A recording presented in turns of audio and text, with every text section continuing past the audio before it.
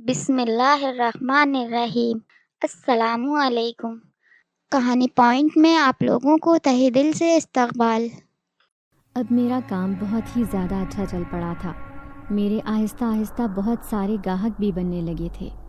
لوگوں کو میرے ہاتھ کے بنے ہوئے کباب اور پراٹھے بہت پسند آتے۔ تبھی جو ایک بار آتا تو دوبارہ بھی وہ کھنچتا ہوا میرے پاس ضرور آتا۔ اس دن بھی سب کے جانے کے بعد جب میں سامان بند کر کے گھر جانے لگا تھا تبھی وہ عورت میرے پاس آئی، اور آج بھی وہ نقاہت زدہ معلوم ہو رہی تھی۔ وہ آتے ہی میرے پاس کرسی پر بیٹھ گئی۔ میں نے اسے پہچان لیا، اسے پانی دیا اور اس نے حسب معمول میرا شکریہ ادا کیا، اور تبھی اس کی نظروں کے تعاقب میں دیکھا تو آج میں نے اسے بچے ہوئے تمام کباب اور پراٹھے دے دیے تھے، کیونکہ آج میری اچھی خاصی آمدنی ہو گئی تھی، اور اب تو میں نے اپنا ریٹ بھی بڑھا دیا تھا، جس کی وجہ سے مجھے بہت ہی زیادہ منافع ہونے لگا تھا۔ جب میں نے وہ سارا شاپر اس عورت کے حوالے کیا تو وہ حیران نظروں سے مجھے دیکھنے لگی، تو میں اس کی نظروں کا مفہوم سمجھ گیا اور کہنے لگا کہ یہ آپ اپنے بچوں کے لیے لے جائیں۔ اگر آپ کے بچے بھی یہ کھا کر مجھے دعا دیں گے تو میرے لیے اس سے بڑھ کر کچھ بھی نہیں۔ میں صبح صبح اٹھ کر ناشتہ کرنے کے بعد اسکول جانے کی تیاری کرنے لگا تو تائی اماں نے مجھے آواز دے کر روکا اور کہنے لگی کہ کہاں جا رہے ہو تم؟ مجھے ان کا انداز گفتگو بہت عجیب سا لگا۔ میں یوں بیگ اٹھا کر یونیفارم پہنے بھلا اور کہاں جا سکتا تھا؟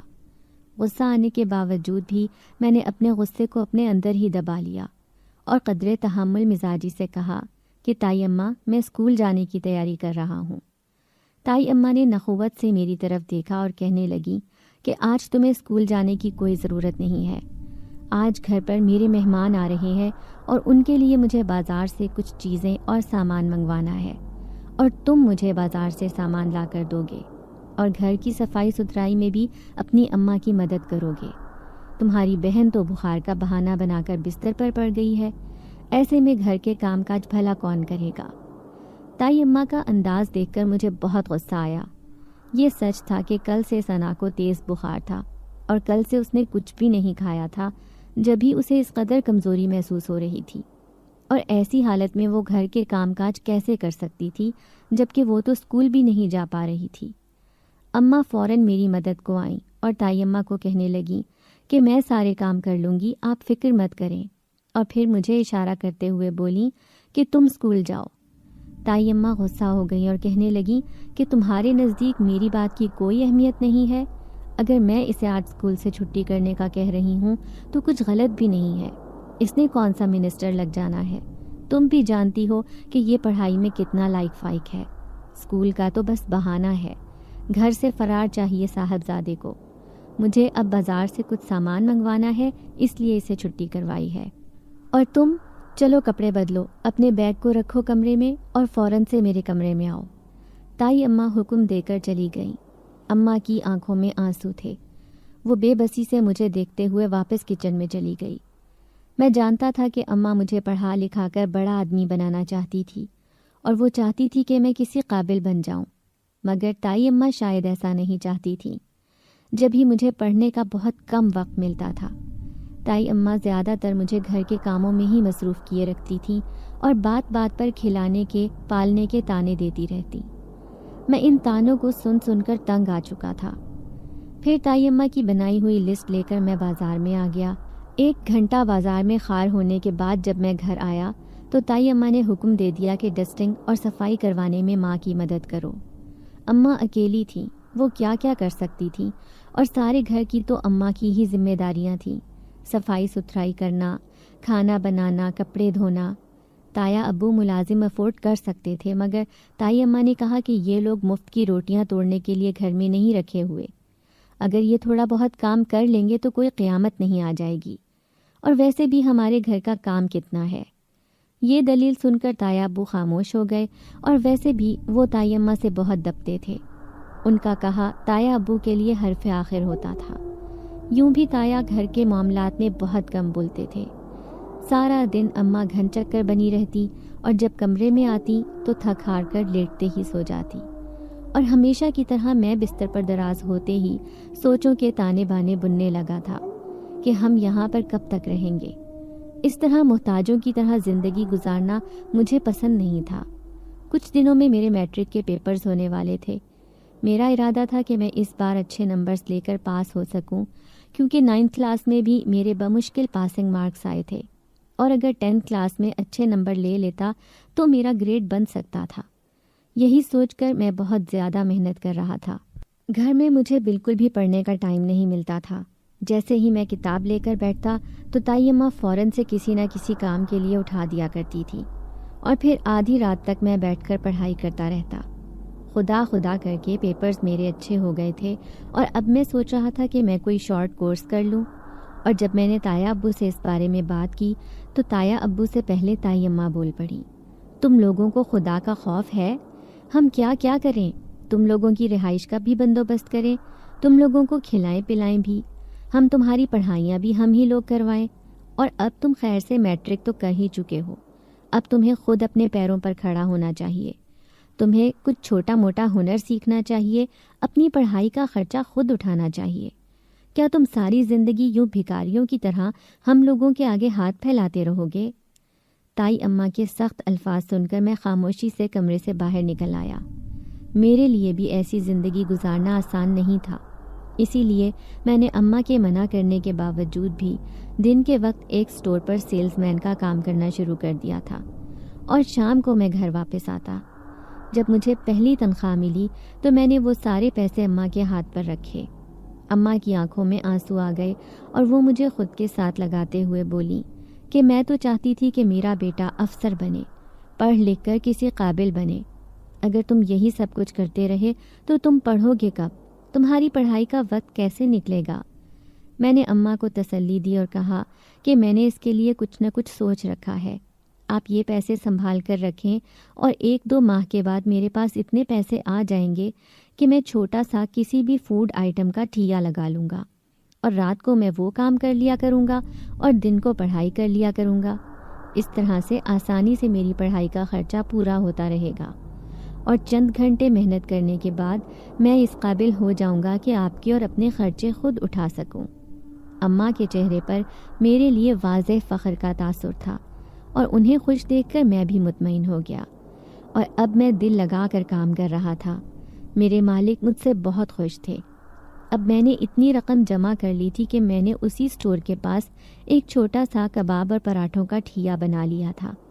دکان کے مالک نے میری بہت مدد کی تھی، کیونکہ انہیں بھی میرے حالات پتہ تھے، اور ان کی مدد کی وجہ سے یہ ممکن ہوا تھا۔ اس مقصد کے لیے میں نے اپنے ساتھ ایک لڑکا بھی رکھ لیا تھا جو کہ میری اس کام میں مدد کرواتا تھا۔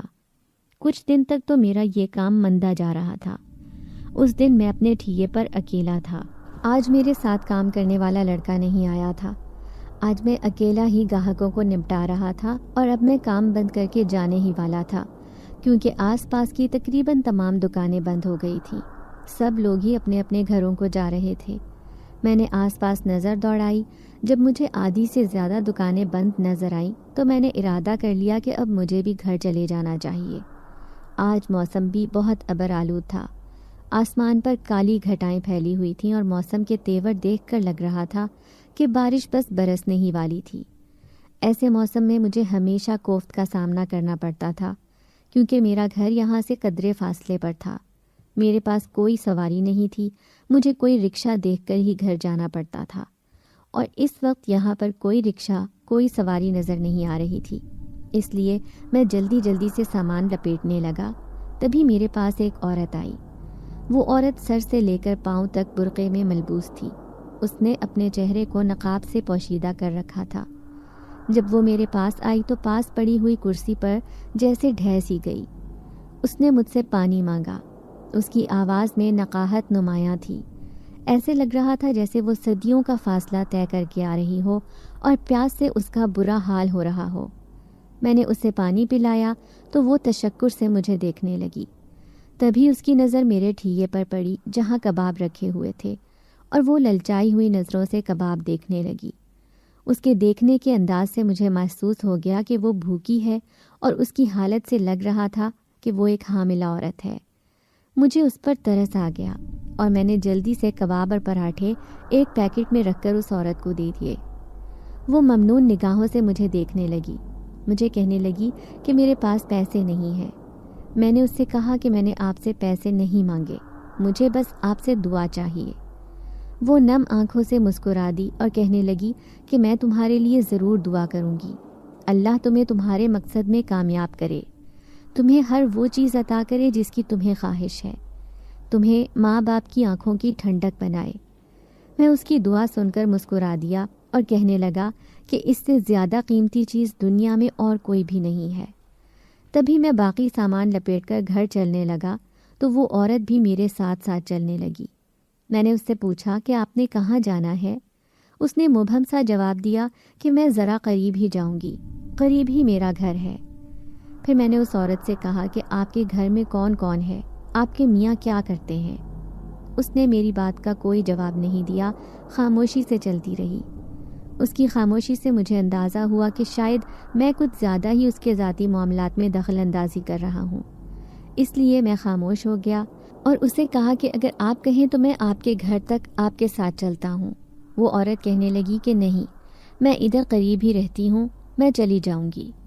راستے میں قبرستان تھا اور وہ عورت قبرستان سے نیچے کی طرف مڑ گئی۔ یہ دیکھ کر میں حیران رہ گیا، کیونکہ آبادی 2 قبرستان سے بہت دور تھی اور وہ قبرستان میں بھلا کہاں پر جا رہی تھی۔ میں نے اس سے پوچھنے کی کوشش کی، مگر پھر میں سر جھٹک کر اپنے راستے پر چل دیا، کیونکہ اب آسمان پر بادلوں کی گرج چمک شروع ہو چکی تھی اور میرا اندازہ تھا کہ گھر پہنچنے سے پہلے ہی بارش شروع ہو جائے گی۔ اسی لیے میں بنا ادھر ادھر دھیان دیے تیز تیز قدموں سے گھر کی جانب چلنے لگا، اور اب میرا اندازہ بالکل درست تھا۔ ابھی میں گھر سے تھوڑے ہی فاصلے پر تھا جب بارش کا سلسلہ شروع ہو گیا تھا اور میں تقریباً بھاگتے ہوئے گھر پہنچا۔ گھر میں داخل ہوتے ہی اماں نے کہا کہ تم تھوڑا جلدی کام بند کر کے آ جایا کرو، جانتے ہو کہ بہت رات ہو جاتی ہے اور جب تک تم گھر پر نہیں آتے میں تب تک تمہارے لیے پریشان رہتی ہوں۔ میں اماں کی محبت پر مسکرا دیا اور پھر میری روٹین اسی طرح سے ہی گزرنے لگی تھی، اور اب میرا رزلٹ بھی آ گیا تھا اور میں نے ایوریج مارکس لیے تھے، اور مجھے اپنا رزلٹ دیکھ کر کسی بھی قسم کی خوشی کا احساس نہیں ہوا تھا، کیونکہ میں جانتا تھا کہ میں نے اتنی زیادہ محنت نہیں کر سکا تھا، مگر یہ بھی شکر تھا کہ میرا B گریڈ آ گیا تھا۔ اگر مجھے پڑھنے کا ٹائم ملتا تو شاید میں A گریڈ بھی لے لیتا۔ یوں تو میں ذہانت میں کم تھا اور مجھے بھولنے کی بھی عادت تھی، میں جو پڑھتا تھا جلدی بھول جاتا تھا، اور میں اپنی اس بھولنے کی عادت سے سخت تنگ تھا۔ اگر میری یادداشت اچھی ہوتی تو میں اچھے مارکس لے سکتا تھا۔ میرے مارکس دیکھ کر اماں کو قدرے مایوسی ہوئی، مگر انہوں نے میری ہمت بندھائی اور کہنے لگیں کہ اگر تم آگے مزید محنت کرو تو اللہ تمہیں ضرور کامیاب کرے گا اور تمہیں تمہارے مقصد میں ضرور سرخرو کرے گا۔ اب میں نے کالج میں داخلہ لے لیا تھا، گو کہ ابھی تک میری کلاسز شروع نہیں ہوئی تھیں، اس لیے میں سارا دن اور ساری رات دیر تک اپنے ٹھیے پر رہتا تھا۔ اب میرا کام بہت ہی زیادہ اچھا چل پڑا تھا، میرے آہستہ آہستہ گاہک بننے لگے تھے، لوگوں کو میرے ہاتھ کے بنے ہوئے کباب اور پراٹھے بہت پسند آتے تھے۔ تبھی جو ایک بار آتا تھا دوبارہ کھنچتا ہوا میرے پاس ضرور آتا تھا۔ اس دن بھی سب کے جانے کے بعد جب میں سامان بند کر کے گھر جانے لگا تھا تبھی وہ عورت میرے پاس آئی، اور آج بھی وہ نکاہت زدہ محسوس ہو رہی تھی۔ وہ آتے ہی میرے پاس کرسی پر بیٹھ گئی، میں نے اسے پہچان لیا، اسے پانی دیا اور اس نے حسب معمول میرا شکریہ ادا کیا، اور تبھی اس کی نظروں کے تعاقب میں دیکھا تو آج میں نے اسے بچے ہوئے کباب اور پراٹھے تمام دے دیے تھے، کیونکہ آج میری اچھی خاصی آمدنی ہو گئی تھی، اور اب تو میں نے اپنا ریٹ بھی بڑھا دیا تھا، جس کی وجہ سے مجھے بہت ہی زیادہ منافع ہونے لگا تھا۔ جب میں نے وہ سارا شاپر اس عورت کے حوالے کیا تو وہ حیران نظروں سے مجھے دیکھنے لگی، تو میں اس کی نظروں کا مفہوم سمجھ گیا اور کہنے لگا کہ یہ آپ اپنے بچوں کے لیے لے جائیں، اگر آپ کے بچے بھی یہ کھا کر مجھے دعا دیں گے تو میرے لیے اس سے بڑھ کر کچھ بھی نہیں ہے۔ وہ عورت مجھے کہنے لگی کہ تم بہت اچھے انسان ہو، اللہ تمہیں تمہارے مقصد میں کامیاب کرے، اور پھر وہ میرے ساتھ گھر کی جانب چلنے لگی۔ تبھی باتوں باتوں میں اس نے مجھ سے پوچھا کہ تم کیا کرتے ہو؟ میں نے اسے بتایا کہ میں پڑھائی کر رہا ہوں، میری ماں کا خواب ہے کہ میں پڑھ لکھ کر بڑا آدمی بنوں، مگر مجھے لگتا ہے کہ شاید میں اپنی ماں کے اس خواب کو پورا نہ کر سکوں۔ وہ عورت مجھے حیران نظروں سے دیکھنے لگی اور کہنے لگی کہ ایسا تم کیوں کہہ رہے ہو؟ میں نے اسے کہا کہ کیونکہ میری یادداشت بہت کمزور ہے، میں جو یاد کرتا ہوں جلدی بھول جاتا ہوں، اور مجھے زیادہ پڑھنے کا ٹائم بھی نہیں ملتا۔ اگر میں بار بار ایک چیز کو ریپیٹ کرتا رہوں تو وہ چیز مجھے یاد رہ جاتی ہے، مگر اتنا میرے پاس ٹائم ہی نہیں ہوتا۔ میں چاہتا ہوں کہ میری یادداشت ایسی ہو کہ میں ایک نظر اگر کسی چیز کو دیکھوں، اس کو پڑھوں تو وہ مجھے ذہن نشین ہو جائے۔ وہ عورت کہنے لگی کہ یہ تو اتنی مشکل بات نہیں ہے، میں تمہاری یہ خواہش پوری کر سکتی ہوں۔ میں نے چونک کر اسے دیکھا اور کہا کہ کیا آپ سچ کہہ رہی ہیں؟ تبھی وہ کہنے لگی ہاں، میں سچ کہہ رہی ہوں۔ کل میں تمہیں ایک جڑی بوٹی لا کر دوں گی۔ اس جڑی بوٹی کو تم 7 دن پانی میں بھگو کے رکھنا اور روزانہ نہار موس کا پانی پینا۔ تم خود اپنے آپ میں بہتری محسوس کرو گے۔ یہ سن کر میں خوش ہو گیا۔ اس سے کہنے لگا کہ اگر ایسا ہو جائے تو میں سمجھ جاؤں گا کہ میری زندگی کا آدھا مسئلہ تو حل ہو گیا ہے، کیونکہ جب میں پڑھ نہیں پاتا، میرے نمبر کم آتے ہیں، تو مجھے اماں سے شرمندگی کا احساس ہوتا ہے۔ سب لوگ اماں کا یہ کہہ کر مذاق اڑاتے ہیں کہ آپ اپنے بیٹے کو پڑھا لکھا دیکھنا چاہتے ہیں، مگر یہ تو معمولی مارکس لے کر ہی پاس ہوتا ہے، ایسے میں آپ اس کے افسر بننے کے خواب دیکھنا چھوڑ دیں۔ وہ عورت کہنے لگی کہ فکر مت کرو، تمہارا یہ مسئلہ اللہ نے چاہا تو ضرور حل ہو جائے گا۔ پھر وہ قبرستان سے نیچے چل پڑی اور میں اس سے پوچھتے پوچھتے رہ گیا کہ وہ کہاں رہ رہی تھی۔ پھر میں نے اپنی سوچ کو خود ہی مسترد کر دیا کہ یہ اس کا مسئلہ تھا۔ میں نے اگر اس کی مدد کی تھی تو مجھے اس کی ذاتیات میں دخل اندازی کرنے کا کوئی حق نہیں تھا، اور ویسے بھی یہ بات اخلاقی لحاظ سے غلط تھی۔ اگلے دن شدت سے میں اس کا منتظر تھا۔ سارا دن میرا اسی عورت کی طرف دھیان رہا، اور رات کو حسب معمول وہ میرے پاس آئی۔ آج بھی میں نے ایک شاپر میں بچے ہوئے کباب اور پراٹھے ڈال کر اسے دے دیے۔ اس عورت نے مجھے ایک جڑی بوٹی دی اور خاص طور پر تاکید کی کہ میرے بتائے ہوئے طریقے سے استعمال کرنا۔ میں نے پھر ایسا ہی کیا۔ اماں سے پوچھنے پر میں نے انہیں بتایا کہ یہ مجھے کسی نے دی ہے، اور کہا کہ اس سے میرا ذہن تیز ہو جائے گا۔ اماں نے بھی اس کو جگ میں ڈال کر میرے کمرے میں ہی رکھ دیا تھا، اور اب میں روزانہ صبح اس کو اٹھ کر پی رہا تھا۔ میں خود میں واضح تبدیلی محسوس کر رہا تھا۔ اس سے پہلے تو میں ہر بات کو بھول جایا کرتا تھا، اور ایک ہفتے کے استعمال سے میرا دماغ بہت زیادہ تیز ہو گیا تھا، اور میں حیران پریشان تھا کہ اس جڑی بوٹی میں ایسا کیا کمال تھا۔ اب جب میں نے اس جڑی بوٹی کو غور سے دیکھا تو مجھے معلوم ہوا کہ ایسی جڑی بوٹی میں نے اپنی زندگی میں کہیں نہیں دیکھی۔ اماں بھی اس کو دیکھ کر حیران تھیں۔ وہ کہنے لگی کہ اس کی خوشبو تو سب سے منفرد ہے، اور جب اس کو پانی میں بھگو تو پورا کمرہ خوشبو سے مہک اٹھتا ہے۔ اس کے بعد اماں نے وہ جڑی بوٹی دھوپ میں سکھا کر سنبھال کے رکھ دی تھی۔ ان کا کہنا تھا کہ ایسی خاص چیزیں سنبھال کر رکھنی چاہیے، اور ان کی اس بات پر میں مسکرا دیا، اور میں اس عورت کا شدت سے منتظر تھا کہ وہ دوبارہ میرے پاس آئے اور میں اس سے اس جڑی بوٹی کے بارے میں پوچھوں کہ یہ کہاں سے لی۔ اور پھر کچھ دن کے بعد وہ دوبارہ میرے سامنے آئی، اور جب میں نے اس سے جڑی بوٹی کا پوچھا تو وہ کچھ دیر کو خاموش رہی۔ پھر کہنے لگی کہ یہ اس کے دادا ابو نے اسے دی تھی، اور دادا ابو یہ جڑی بوٹی نیپال کے جنگلات سے لے کر آئے تھے۔ میں نے اس سے کہا کہ یہ تو بہت نایاب جڑی بوٹی ہے، اور ایسی قیمتی چیزوں کو تو انسان کو سنبھال کر رکھنا چاہیے، اور آپ نے اٹھا کر مجھے دے دی۔ کیا آپ کے بچوں کو اس کی ضرورت نہیں تھی؟ وہ کہنے لگی کہ جس چیز کی جس کو ضرورت ہو اس کو وہ چیز دے دینی چاہیے۔ مجھے وہ لوگ سخت برے لگتے ہیں جو کسی کی ضرورت کو پورا کرنے کی استطاعت رکھنے کے باوجود بھی اس کی محرومی کا تماشا دیکھتے رہتے ہیں۔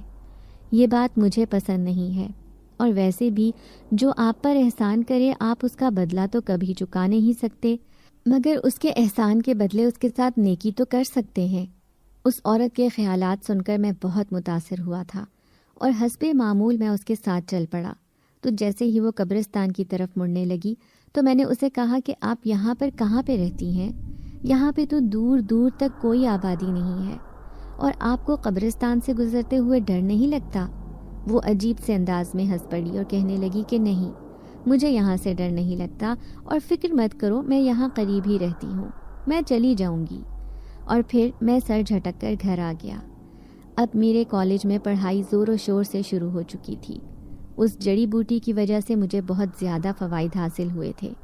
اب جو بھی لیکچر میں ایک بار سنتا، جو بھی سبق میں ایک بار دیکھتا، وہ مجھے ذہن نشین ہو جاتا تھا، اور میں اپنی اس تبدیلی کی وجہ سے بہت خوش تھا۔ اب کلاس میں سب سے نمایاں نمبر میرے ہوتے تھے۔ گو کہ میں اس سب کے لیے بہت کم محنت کرتا تھا، مگر اس کے باوجود بھی میرے قابل رشک مارکس دیکھ کر تایا تائی حیران تھے۔ ایک دن تایا نے جب میری منتھلی ٹیسٹ شیٹ دیکھی تو مارکس دیکھ کر وہ متاثر ہو گئے اور کہنے لگے کہ واہ بیٹا، کیا بات ہے، تم نے تو بہت محنت کی ہے، اور اب تو تمہارے مارکس بہت ہی زیادہ جلدی امپروو ہوئے ہیں اور اچھے آنے لگے ہیں۔ کہاں ٹیوشن لے رہے ہو تم؟ وہ مجھ سے در حقیقت یہ جاننا چاہ رہے تھے کہ میں کس کے پاس ٹیوشن پڑھ رہا ہوں تاکہ وہ اپنے بیٹوں کو بھی وہیں پر بھیج دیں۔ چونکہ میں کہیں پر بھی نہیں جا رہا تھا، اس لیے میں نے تایا ابو کو کہا کہ میں خود ہی پڑھتا ہوں۔ میں نے کوئی اکیڈمی جوائن نہیں کی ہوئی، اور ویسے بھی میرے پاس اکیڈمی میں جانے کا ٹائم ہی کہاں ہوتا ہے۔ کالج سے واپس آنے کے بعد میں تھوڑی دیر پڑھتا ہوں اور پھر شام کو اپنے ٹھیے پر چلا جاتا ہوں۔ ایسے میں اکیڈمی کب جا سکتا ہوں؟ تایا ابو نے مجھے عجیب سی نظروں سے دیکھا اور بنا کچھ کہے وہاں سے اٹھ کر چلے گئے۔ رات کو جب میں گھر جا رہا تھا تو راستے میں مجھے وہی عورت ملی، اور اس کے ساتھ باتیں کرتا ہوا میں سفر طے کرنے لگا۔ تبھی مجھے میرا ہیلپر ملا۔ وہ مجھے عجیب سی نگاہوں سے دیکھ رہا تھا۔ اس عورت کی موجودگی میں نے اس سے بات کرنا مناسب نہیں سمجھا اور اسے نظر انداز کر کے اپنے گھر کی جانب چلا گیا۔ اگلے دن جب میں اسے ملا تو اس کی بات سن کر میرے پاؤں کے نیچے سے زمین نکل گئی۔ وہ کہنے لگا کہ کل رات جب آپ اکیلے باتیں کرتے ہوئے جا رہے تھے تو ایک پل کو میں آپ کو دیکھ کر ڈر گیا، اور میں یہ سوچنے لگا کہ کہیں آپ کو کوئی بھوت تو نظر نہیں آ رہا جس کے ساتھ آپ باتیں کر رہے ہیں۔ اس کی ہنسی میں کہی گئی بات کو سن کر میں جہاں کا تہاں رہ گیا۔ تبھی میں نے اس سے کہا کہ میں اکیلے باتیں کب کر رہا تھا۔ وہ کہنے لگا تو کیا واقعی میں کوئی بھوت تھا وہاں پر جس سے آپ باتیں کر رہے تھے؟ وہ مسلسل مذاق کے موڈ میں تھا، اور میں سمجھ نہیں پا رہا تھا کہ وہ سچ میں مذاق کر رہا ہے یا اسے وہ عورت نظر نہیں آئی۔ میں نے جب 2 سے 3 بار اس سے یہ سوال پوچھا تو وہ حیران نظروں سے مجھے دیکھنے لگا اور کہنے لگا کہ وہاں پر تو کوئی عورت نہیں تھی، آپ اکیلے تھے۔ اس کے چہرے پر خوف پھیل گیا۔ جب میں نے اسے خوفزدہ دیکھا تو میں ہنس پڑا اور کہنے لگا کہ میں مذاق کر رہا ہوں، تمہیں ڈرا رہا تھا، تم تو بہت ڈرپوک ہو، ذرا سا مذاق برداشت نہیں کر سکتے۔ میری یہ بات سن کر وہ بھی ہلکا پھلکا ہو گیا، مگر میں چونک گیا تھا اور یہ سوچنے پر مجبور ہو گیا تھا کہ وہ عورت اسے کیوں نظر نہیں آ رہی تھی۔ اب میرا ذہن جیسے ایسی سوچ میں گم ہو گیا تھا کہ وہ عورت ہمیشہ مجھے سب کے جانے کے بعد ہی کیوں ملتی تھی، اور وہ ہمیشہ قبرستان سے نیچے کیوں جاتی تھی۔ قبرستان میں تو قریب قریب کوئی آبادی نہیں تھی، اور کہیں ایسا تو نہیں کہ اس عورت کا تعلق کسی دوسری مخلوق سے ہو۔ میرا دل یہ ماننے پر تیار نہیں تھا، کیونکہ اس عورت نے مجھے کبھی نقصان پہنچانے کی کوئی کوشش نہیں کی تھی، بلکہ اس نے الٹا میری مدد کی تھی۔ مگر اب میرے ذہن میں یہ سوال پیدا ہو گیا تھا کہ میں اس عورت کا کیسے پتہ کروں کہ وہ کون ہے۔ اگر وہ جن ہے یا دوسری مخلوق سے اس کا تعلق ہے تو بھی میں اس کی حقیقت جاننا چاہتا تھا۔ مگر کافی دنوں سے وہ دوبارہ میرے ٹھیے پر نہیں آئی تھی، اور میں نے سوچ لیا تھا کہ جب بھی وہ یہاں پر آئے گی میں بنا اسے کسی بات کا احساس دلائے، بنا کچھ پوچھے اس کا پیچھا کروں گا اور اس کا سچ جاننے کی کوشش کروں گا۔ اب میرا کام اچھا چل پڑا تھا، اور میں سوچ رہا تھا کہ اماں اور ثنا کو لے کر میں کہیں اور چلا جاؤں۔ جب یہی بات میں نے اماں کے سامنے کی تو اماں کی آنکھوں سے آنسو بہنے لگے، اور وہ کہنے لگی کہ کیا تم بھول گئے ہو کہ یہ گھر ان لوگوں کا نہیں بلکہ ہمارا ہے، اور ہم اپنے ہی گھر میں ملازموں کی حیثیت سے رہ رہے ہیں۔ یہ بات تو میں بھی جانتا تھا، مگر تایا ابو اور تائی کا تو پورے گھر پر کنٹرول تھا، اور ایسے میں اماں کی شخصیت ان کے سامنے بالکل ہی دب کر رہ گئی تھی۔ اور ویسے بھی تایا ابو نے اس گھر کے جعلی کاغذات بنوا کر اپنے پاس رکھے ہوئے تھے، اور اصلی کاغذات بھی ان کے قبضے میں ہی تھے، جن کے بارے میں ہم لوگ نہیں جانتے تھے کہ اصلی کاغذات کہاں ہیں۔ تبھی میں نے اماں سے کہا کہ آخر آپ نے یہ سب کچھ تایا ابو کے نام کیوں کر دیا اور کیوں پسپائی اختیار کر لی؟ اماں نے گہری سانس لی اور کہنے لگی کہ آج سے 10 سال پہلے جب تم دونوں چھوٹے سے تھے میں اس گھر میں راج کرتی تھی۔ یہاں پر کتنے ہی نوکر رہتے تھے جو میرے ایک حکم کے منتظر رہتے تھے۔ تمہارے ابو نے یہ تمام جائیداد تم دونوں بہن بھائی کے نام کی ہوئی تھی۔ وہ بالکل ٹھیک ٹھاک تھے، بالکل صحت مند تھے اور ہم دونوں خوش و خرم زندگی گزار رہے تھے۔ تمہارے ابو نے یہ بزنس، گھر، جائیداد سب کچھ اپنے محنت کے بلبوتے پر بنایا تھا، جبکہ تمہارے تایا ابو معمولی پڑھے لکھے تھے۔ وہ پہلے کہیں اور نوکری کرتے تھے اور کہیں بھی ایک جگہ پر ٹک کر کام نہیں کرتے تھے۔ تمہارے ابو نے انہیں اپنے ساتھ لگایا، اپنے آفس کا کام سکھایا اور پھر انہیں اپنا مینیجر بنا دیا۔ رفتہ رفتہ تمہارے ابو تمہارے تایا ابو سے بہت ہی زیادہ مطمئن ہو گئے تھے۔ انہیں اس بات پر اطمینان تھا کہ تایا ابو کی وجہ سے کاروبار میں انہیں زیادہ منافع ہوگا، کیونکہ وہ ان کے بھائی ہیں تو وہ ایمانداری کے ساتھ کام کریں گے اور دونوں ایک ساتھ مل کر کاروبار کو کہاں سے کہاں پہنچا دیں گے۔ مگر ایسا ہوا نہیں جیسا تمہارے ابو نے سوچا تھا۔ کچھ دنوں سے تمہارے ابو اداس اور پریشان رہنے لگے تھے۔ میں جب ان سے پوچھتی تو وہ ٹال دیا کرتے تھے اور مجھے اپنی پریشانی کے بارے میں نہیں بتاتے تھے، مگر انہیں پریشان دیکھ کر میں بھی حواس باختہ رہنے لگی تھی کہ آخر کیا وجہ تھی جو وہ ہر وقت سوچوں میں ہی گم رہتے تھے اور ان کے چہرے سے اطمینان اور سکون جیسے رخصت ہو کر رہ گیا تھا۔ اور ایک دن جب وہ بہت ہی زیادہ پریشان تھے تو میں پھٹ پڑی اور ان سے کہا کہ کیا بات ہے، آپ اندر ہی اندر گھلتے جا رہے ہیں، آپ مجھے اپنی پریشانی، اپنی تکلیف کیوں نہیں بتا رہے؟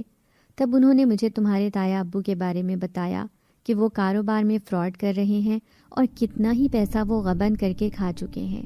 اور تمہارے ابو کو جب یہ بات پتہ چلی تو انہیں بہت دکھ ہوا۔ وہ اپنے بھائی کو آفس سے نکال بھی نہیں سکتے تھے۔ تمہارے تایا ابو کی غداری تمہارے ابو کو اندر ہی اندر کھائے جا رہی تھی۔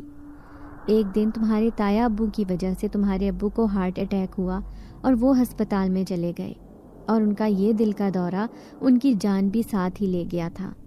تب میری دنیا اجڑ چکی تھی، مجھے تو کسی کا ہوش نہیں تھا، اور ہوش مجھے تب آیا جب تمہارے تایا اور تائی اپنا گھر بار چھوڑ کر، اپنا ضروری سامان اٹھا کر اس گھر میں آ کر رچ بس گئے۔ تمہارے تایا ابو نے جائیداد کے اور دیگر تمام کاغذات مجھ سے لے لیے تھے، سب کچھ انہوں نے اپنے قبضے میں کر لیا تھا۔ اس وقت میں اس قدر غم کی کیفیت میں تھی کہ مجھے کسی بات کا ہوش نہیں تھا۔ میں نے یہ بھی نہیں سوچا کہ میں انہیں گھر کے کاغذات کیوں دے رہی ہوں، جبکہ تمہارے ابو تو ان کی وجہ سے ہی موت کے منہ میں گئے تھے۔ اور جب مجھے اس بات کا احساس ہوا تو تب بہت دیر ہو چکی تھی۔ تمہارے تایا ابو گھر کے جعلی کاغذات بنا چکے تھے اور وہ ہر چیز پر قبضہ جما چکے تھے، اور تمہاری تائی بھی گھر کی کرتا دھرتا بن چکی تھی۔ جب میں نے بولنے کی کوشش کی تب مجھے اندازہ ہوا کہ میری پوزیشن تو بہت کمزور ہے۔ میں اپنے گھر میں ہی چوروں کی طرح رہنے لگی تھی، کیونکہ تمہارے تایا ابو نے مجھے دھمکی دے دی تھی کہ یہ تمام جائیداد ان کے نام ہے، کیونکہ بھائی کے بچے چھوٹے ہیں، جب تک وہ کسی قابل نہیں ہو جاتے تب تک اس جائیداد کو میں ہی سنبھالوں گا۔ انہوں نے تمہارے ابو کی جعلی وصیت نامہ بھی تیار کروا لیا تھا۔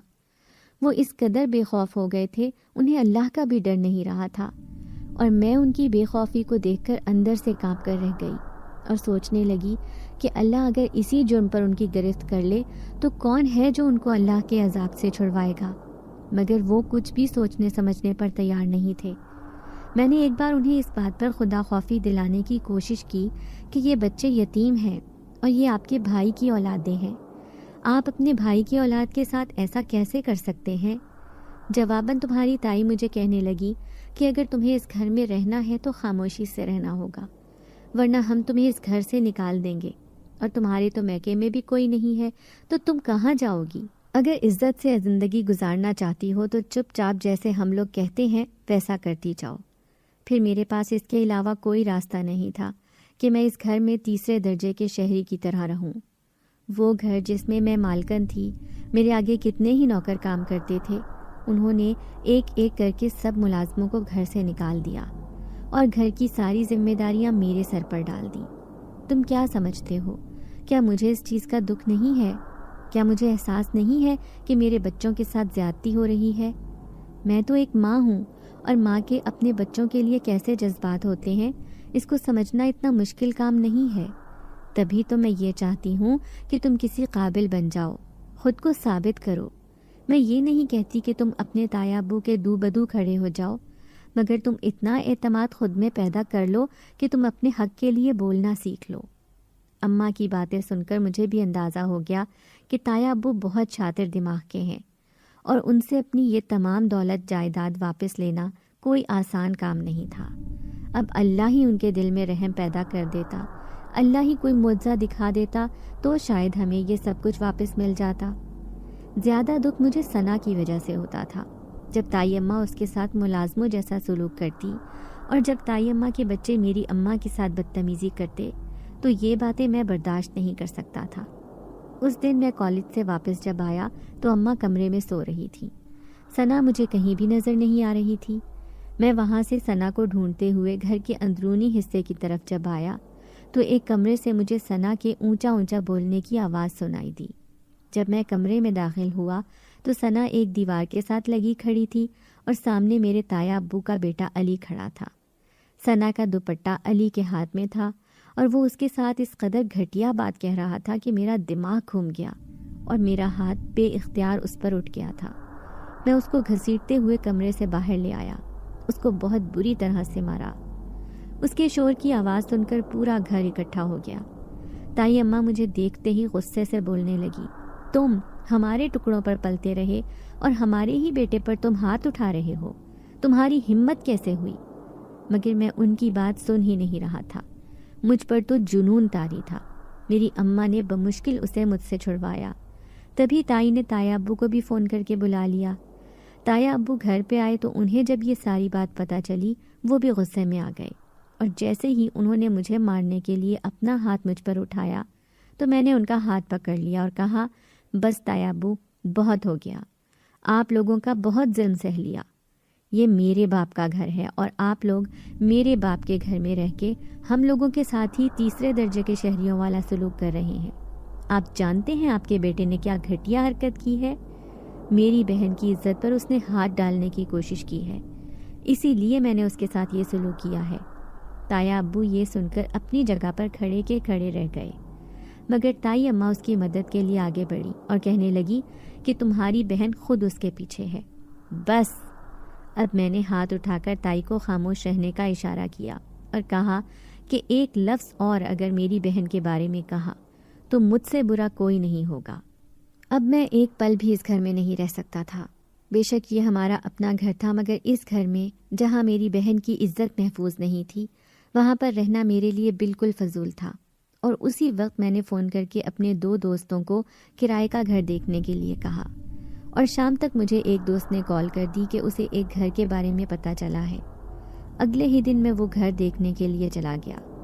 وہ گھر خاصا مناسب تھا، آبادی میں تھا اور اس کا کرایہ بھی قابل قبول حد تک تھا۔ میں اگلے ہی دن تک ضروری سامان اٹھا کر اماں اور ثنا کو لے کر گھر میں شفٹ ہو گیا۔ اماں جب سے وہاں سے آئی تھیں وہ مسلسل روئے جا رہی تھیں اور ایک ہی بات کہہ رہی تھیں کہ اپنے ہی گھر سے مجھے بے گھر ہونا پڑا۔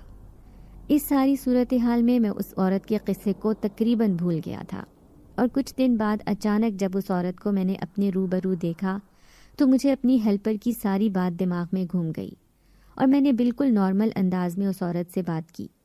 میں اس کو کسی بھی قسم کا کوئی شک نہیں پڑنے دے سکتا تھا، اس لیے میں اس کے ساتھ نارمل بات چیت کرتا رہا۔ آج بھی وہ سب کے جانے کے بعد میرے پاس آئی تھی اور آج بھی اسے کھانا دینے کے بعد میں اس کے ساتھ ہلکے پھلکے انداز میں باتیں کرتا ہوا جا رہا تھا۔ جیسے ہی وہ قبرستان کے پاس پہنچی، وہ قبرستان کے پاس سے گزر کر نیچے جانے لگی اور میں کچھ فاصلہ رکھ کر اس کا پیچھا کرنے لگا۔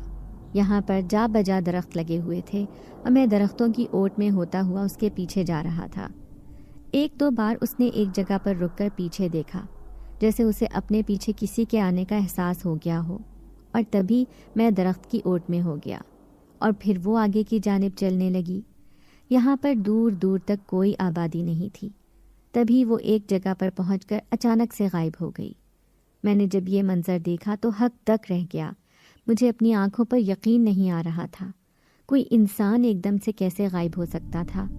اب مجھے اس بات کا یقین ہو گیا تھا کہ وہ کوئی عام انسان نہیں تھی، وہ نہ جانے کون تھی، اور ایسا نہ ہو کہ وہ مجھے کوئی نقصان پہنچا دے۔ تبھی میں وہاں سے بھاگنے لگا اور بھاگتے بھاگتے میں اپنے گھر میں پہنچا تو اماں مجھے دیکھ کر گھبرا گئیں، کیونکہ میں بری طرح سے بکھلایا ہوا تھا۔ میں بخار میں پھنک رہا تھا، میرا سارا جسم پسینے میں بھیگا ہوا تھا۔ اماں نے مجھ سے پوچھا کہ کیا ہوا۔ تبھی میں نے اس عورت کا ذکر گول کر دیا۔ میں جانتا تھا کہ اماں کو یہ بات بتائی تو وہ پریشان ہو جائیں گی، اور انہیں کہا کہ میری طبیعت تھوڑی خراب ہے، آرام کرنا چاہتا ہوں۔ اس کے بعد ساری رات مجھے اسی عورت کے بارے میں خیال آتا رہا۔ پوری رات میری آنکھوں میں کٹی اور اگلے دن مجھ سے بستر سے اٹھنے کی ہمت ہی نہیں ہو پا رہی تھی۔ اماں مجھے زبردستی ڈاکٹر کے پاس لے کر گئیں۔ ڈاکٹر نے مجھے دوا دی، اور جب میں گھر واپس آیا تو دوا لینے کے بعد میں خود کو کافی بہتر محسوس کر رہا تھا، مگر جو منظر میں نے دیکھا تھا وہ مجھے اپنی جگہ پر خوفزدہ کیے جا رہا تھا، اور مجھے یہی ڈر تھا کہ کہیں وہ مجھے اور میرے گھر والوں کو نقصان نہ پہنچا دے۔ گو کہ ابھی تک اس نے ایسا کچھ بھی نہیں کیا تھا جس سے مجھے کوئی تکلیف ہو، مگر میں یہ تو جان گیا تھا کہ وہ انسان نہیں تھی، اور دوسری مخلوق کا کیا اعتبار؟ اگر اسے کوئی بات بری لگ جاتی تو وہ میرے اور میرے خاندان کے پیچھے پڑ جاتی۔ کچھ دن تک میں گھر میں ہی رہا۔ میں گھر سے باہر نکلنے کی ہمت ہی نہیں کر پا رہا تھا۔ پھر جب میری صحت کافی حد تک بہتر ہو گئی تو اس دن میں اپنے کام پر آ گیا۔ اب میں نے جلدی اپنا ٹھیا بند کرنے کا فیصلہ کر لیا تھا، کیونکہ آج میرا ہیلپر نہیں آیا تھا۔ ابھی میرے آس پاس اکا دکا دکاندار موجود تھے، تبھی مجھے اپنے پیچھے کسی کے قدموں کی آہٹ محسوس ہوئی۔ میں نے جیسے ہی پیچھے پلٹ کر دیکھا، خوف سے میری گھگی بند گئی، کیونکہ سامنے وہی عورت کھڑی تھی۔ میرے چہرے پر وہ خوف کے تاثرات دیکھ کر کہنے لگی کہ تم مجھ سے ڈر کیوں رہے ہو؟ تمہیں مجھ سے کوئی خطرہ نہیں ہے، ایسے مت کرو، تمہیں یوں خوفزدہ دیکھ کر مجھے اچھا نہیں لگ رہا۔ میں جانتی تھی کہ تمہیں جب میرے بارے میں پتہ چلے گا تو تم ڈر جاؤ گے، تبھی میں تم پر اپنی اصلیت ظاہر نہیں کر رہی تھی۔ اب جب تمہیں پتہ چل گیا ہے تو تم پورا سچ سن لو، اور یوں مت کرو، تم میرے بھائیوں جیسے ہو اور میں تمہیں کبھی کوئی نقصان پہنچانے کے بارے میں سوچ بھی نہیں سکتی۔ اس کے لفظوں میں سچائی تھی، ایک اعتماد تھا۔ مجھے اس کی باتیں سن کر یک گونا سکون کا احساس ہوا۔ تبھی میں اپنا سامان اٹھا کر اس کے پیچھے چل پڑا، اور پھر قبرستان کے پاس جا کر ایک درخت کے نیچے بنے ہوئے بینچ پر اس کے کہنے پر اس کے ساتھ بیٹھ گیا اور اس کے ساتھ باتیں کرنے لگا۔ عام حالات میں میں کبھی بھی یوں قبرستان میں بیٹھ نہیں سکتا تھا، مگر اب مجھے اس بات کا اعتماد تھا کہ میرے ساتھ جو مخلوق موجود تھی، بے شک وہ انسان نہیں تھی، مگر وہ میری دوست تھی، میری خیر خواہ تھی، اور اس کے ساتھ ہوتے ہوئے مجھے بھلا کس کا ڈر تھا۔ تبھی وہ کہنے لگی کہ میں دراصل ایک جن زادی ہوں، میں ایک یتیم جن زادی ہوں۔ میں نے یتیم خانے میں آنکھ کھولی تھی۔ میں ماں باپ اور رشتوں کے لمس سے نا آشنا ہوں۔ میں نے محبت، اعتماد جیسی چیزیں نہیں دیکھی۔ یتیم خانے میں جو آیا تھی وہ ہم بچوں پر بہت ظلم کرتی تھی۔ ہم جب بھی کوئی شرارت کرتے، کوئی بھی غلط کام کرتے تو وہ ہمیں بہت بری طرح سے مارتی تھی۔ یوں بچپن سے ہی مجھ میں عدم اعتماد اور احساس کمتری پیدا ہو گیا تھا، اور پھر ایک دن باقی جن زادیوں کے ساتھ میں بھی اس یتیم خانے سے بھاگ گئی تھی، اور وہاں سے بھاگتے بھاگتے ہم انسانوں کی دنیا میں آ کر رہنے لگے۔ ہم تینوں سہیلیاں بہت قریب تھیں۔ ہمارے پاس باقی جن زادیوں کے مقابلے میں طاقتیں بھی بہت کم تھیں۔ اسی دوران میری ایک جن زادے سے ملاقات ہوئی۔ اس سے مل کر مجھے اس سے منفی شعاؤں کا احساس ہو رہا تھا۔ میری دوستوں نے مجھے اس سے دور رہنے کو کہا، مگر میں نے ان کی بات نہیں مانی اور اس جن زادے کی محبت میں گرفتار ہو گئی۔ سہیلیوں کے منع کرنے کے باوجود اس کے ساتھ شادی کر لی۔ اس دوران میری دونوں دوستیں بھی واپس اپنی دنیا میں چلی گئی تھیں، اور انہوں نے وہیں پر رہائش رکھ لی تھی۔ ان کی بھی شادیاں ہو گئی تھیں، اور اب میرا ان کے ساتھ کوئی تعلق نہیں تھا، کیونکہ میرے شوہر کے ساتھ ان کی ایک بار زبردست لڑائی ہوئی تھی، اور اس کے بعد انہوں نے مجھ سے بھی لا تعلقی اختیار کر لی۔ میرا شوہر بہت نکھٹو تھا، وہ کوئی کام کاج نہیں کرتا تھا۔ اپنی اور بچوں کی ذمہ داری اٹھانے کے لیے مجھے بہت زیادہ محنت کرنی پڑتی تھی۔ یہاں پر انسانوں کی دنیا میں ہم لوگ انسانوں کی طرح ہی رہتے تھے، اور میں اپنی ضروریات کو پورا کرنے کے لیے لوگوں کے گھروں میں کام کرتی تھی اور مشکل سے اپنا اور بچوں کا پیٹ پالتی تھی۔ اور ایک دن میرا شوہر معمولی سی بات پر مجھ پر غصہ کر کے طلاق دے کر اپنی دنیا میں واپس چلا گیا، اور میں یہاں پر واپس جاتی بھی تو کس کے پاس جاتی؟ اس دنیا میں تو میرا کوئی بھی نہیں تھا، میں نے تو اپنے ماں باپ کو بھی نہیں دیکھا تھا۔ میں نے یتیم خانے کی آیا سے اپنے ماں باپ کا پوچھا تو آیا کا کہنا تھا کہ وہ میرے ماں باپ کے بارے میں کچھ بھی نہیں جانتی۔ پھر مجھے پتہ چلا کہ میرا شوہر ایک سنگین بیماری میں گرفتار ہو کر جان سے ہاتھ دھو بیٹھا ہے۔ اب میں بھی بیمار رہنے لگی تھی، میں کام کاج نہیں کر سکتی تھی اور میں حاملہ بھی تھی۔ تبھی میں تم سے بچوں کے لیے کھانا لینے تمہارے پاس آتی تھی، کیونکہ میرے بچے بھوکے تھے اور اس حالت میں میں زیادہ کام کاج بھی نہیں کر سکتی تھی۔ اور جب کبھی میری طبیعت خراب ہوتی تو کام پر نہ جا سکنے کی وجہ سے میرے بچے بھوکے رہتے تھے، اور اس دن میں تمہارے پاس آ کر ان کے لیے کھانا لے جاتی تھی۔ تمہارے لیے میرے دل سے دعا نکلتی تھی کہ اللہ تمہیں ہمیشہ کامیاب کرے۔ اور اسی دوران شاہ جنات کو میرے حالات کے بارے میں پتہ چلا تو انہوں نے مجھ سے ہمدردی ظاہر کی، اور پھر انہوں نے مجھے اپنے گھر نوکری کے لیے رکھ لیا۔ اب انہوں نے ایک جن زادے کے ساتھ میری شادی طے کر دی ہے۔ اب میں بھی ہمیشہ کے لیے اپنی دنیا میں واپس جا رہی ہوں، اب اپنے بچوں کے ساتھ وہیں پر رہوں گی۔ اس جن زادی کی باتیں سن کر مجھے اس سے سچ میں ہمدردی کا احساس ہوا تھا، اور دل ہی دل میں اس بات پر بھی خوش تھا کہ اس نے میری اس قدر مدد کی تھی کہ میں جو اپنے بھولنے کی عادت سے پریشان تھا، مجھے اس عادت سے چھٹکارا حاصل ہو گیا تھا۔ تبھی جب میں وہاں سے اٹھ کر گھر آنے لگا تو وہ جن زادی کہنے لگی کہ آج تمہیں اپنی زندگی کی بہت بڑی خوشی ملے گی، اور میں تمہاری خوشی میں خوش ہوں۔ میں اس کی بات پر حیران سا ہو گیا اور بنا کچھ کہے گھر آ گیا۔ جب گھر آیا تو سامنے ہی تایا اور تائی بیٹھے ہوئے تھے۔ وہ دونوں عام حالات سے بہت مختلف لگ رہے تھے اور دونوں ہی بہت شرمندہ تھے۔ دونوں کی آنکھوں سے آنسو بہہ رہے تھے۔ ان کے سامنے ہی اماں سر جھکائے بیٹھی تھی، اور وہ سب اپنی اپنی جگہ پر سوچوں میں گم تھے۔ جب میں کمرے میں گیا تو اماں نے مجھے اپنے پاس بٹھا لیا اور ایک فائل میرے حوالے کی۔ جب میں نے اس فائل کو دیکھا تو اس میں گھر کے اور باقی جائیداد کے کاغذات تھے۔ میں نے اماں کو سوالیہ نظروں سے دیکھا تو وہ کہنے لگی کہ یہ تمہارے گھر کے کاغذات تایا ابو نے واپس کر دیے۔ میں نے حیران نظروں سے تایا ابو کی طرف دیکھا اور اماں سے کہا کہ یہ کایا کیسے پلٹ ہوئی؟ آخر انہیں اپنی غلطیوں کا، گناہوں کا کیسے احساس ہو گیا؟ اماں نے میرے سر پر تھپڑ مارا اور کہنے لگی کہ بڑوں کے ساتھ اس طرح سے بات نہیں کرتے، اور ویسے بھی انہیں اپنی غلطیوں کا احساس ہو گیا ہے۔ تمہیں اپنے بڑوں کی عزت کرنی چاہیے۔ مگر میری حیرت بھی بجا تھی۔ اتنے سال تک تو وہ اس جائیداد پر سانپ بن کر بیٹھے تھے، اور اب اس سے دستبرداری میری سمجھ سے باہر تھی۔ تبھی اماں نے بتایا کہ ان کے بیٹے علی کا ایکسیڈنٹ ہو گیا تھا، اور وہ ہسپتال میں زندگی اور موت کی جنگ لڑتے لڑتے آخر کار جان کی بازی ہار گیا۔ اور تمہارے تایا ابو کو تب احساس ہوا کہ جس اولاد کے لیے وہ یہ گناہ کما رہے تھے، وہ اولاد بھی ان سے چھن گئی تھی، اور زندگی تو عارضی ہے، ایک نہ ایک دن انسان نے اس دنیا سے لوٹ کر جانا ہے، اور تب اس کے ہاتھ سوائے اعمال کے اور کچھ بھی نہیں جائے گا۔ سچ شکر کہ تایا ابو کو اس بات کا احساس ہو گیا تھا، اور انہوں نے پھر اپنی غلطیوں کا کفارہ ادا کر دیا۔ اس کے بعد تایا ابو اپنے چھوٹے بیٹے کو لے کر اپنے گھر میں شفٹ ہو گئے تھے۔ ان کے ساتھ کبھی کبھار کا ملنا ملانا ہوتا تھا، اور پھر گھر میں واپس آ کر ہم لوگوں نے نئے سرے سے اپنی زندگی کا آغاز کر لیا تھا۔ امید کرتے ہیں کہ آپ لوگوں کو آج کی ویڈیو پسند آئی ہوگی۔